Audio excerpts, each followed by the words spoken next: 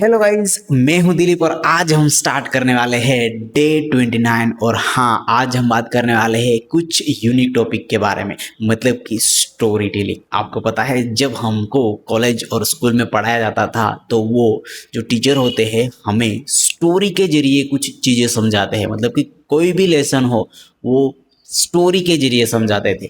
आपको पता होगा कि जब हमें मैथमेटिक्स के जो टीचर पढ़ाते थे वो नंबर्स में होता है, इसलिए वो हमारे दिमाग के ऊपर से चला जाता था, वो स्टोरी टेलिंग में नहीं आता था। अगर कई मराठी, हिंदी, इंग्लिश और अदर लैंग्वेजेस की जो जो सिलेबस होता था वो sir as a story type में बताते थे। वो जो सर बताते तो वो बहुत अच्छे से समझ में भी आता था और हम किसी को बता भी देते थे। लेकिन हाँ, आज हम इसी तरह से कई चीज़ें मैं बताने वाला हूँ कि हम कहाँ कहाँ स्टोरी टेलिंग के जरिए बातें कर सकते हैं।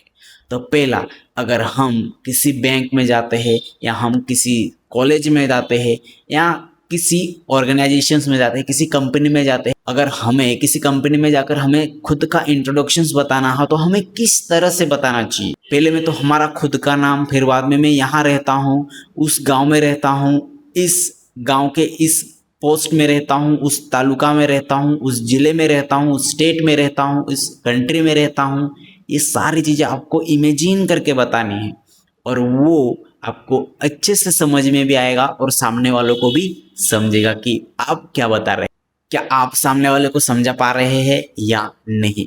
जो आप बातें बताते हैं वो एक्चुअल में सामने वाला समझता भी है या नहीं?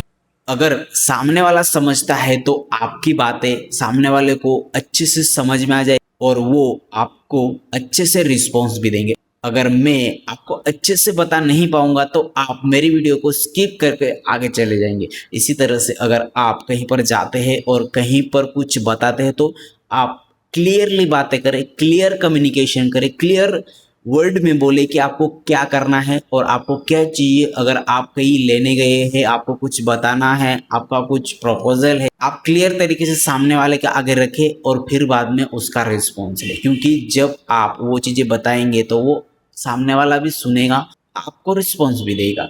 अगर आप आगे पीछे बताएंगे तो वो सामने वाला रिस्पॉन्स भी अच्छे से नहीं देगा और आपको लगेगा कि यार मैं तो बताया था लेकिन सामने वाला समझ नहीं पाया, यार सामने वाला ऐसा है वैसा है, तो आप उन पे ब्लेम करेंगे। तो आपको ये लर्निंग होनी चाहिए कि आप वो चीज़ें आसानी से आप किसी को बता भी पाए। मैं आपको एक मेरा रूटीन बताता हूँ, फिर बाद में हम आगे वाली चीज़ों के ऊपर बढ़ेंगे।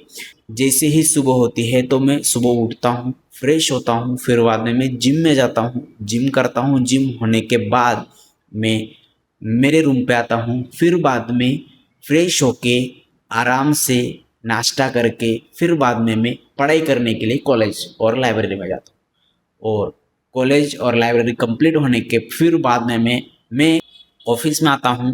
जो मेरे ऑफिस के सारे काम होते हैं वो मैं कंप्लीट करता हूँ, फिर बाद में मैं वापस चला जाता हूँ और फिर बाद में कुछ ध्यान करके, कुछ रिवीजन करके मैं सो जाता हूँ। इसी तरह से ये मेरा टाइमिंग है। अगर मैं ये बताता कि मैं जिम जाता हूँ, मैं सुबह उठता हूँ, मैं ऑफिस जाता हूँ, मैं ये करता हूँ, आपको समझ में नहीं आएगी। इसके लिए आपको as a story type, as a imagine कर सके सामने वाला बंदा, इस तरह से आपको बतानी है। तो इसी तरह से बहुत सारी चीज़ों में ये चीज़ें आती है और आपको समझना है कि आपको किस तरह से और किस तरह से आप अच्छे से बता पाएंगे। ये चीज़ें आपको अपग्रेड भी करेगी और अच्छे से बोलने के लिए हेल्प भी करेगी।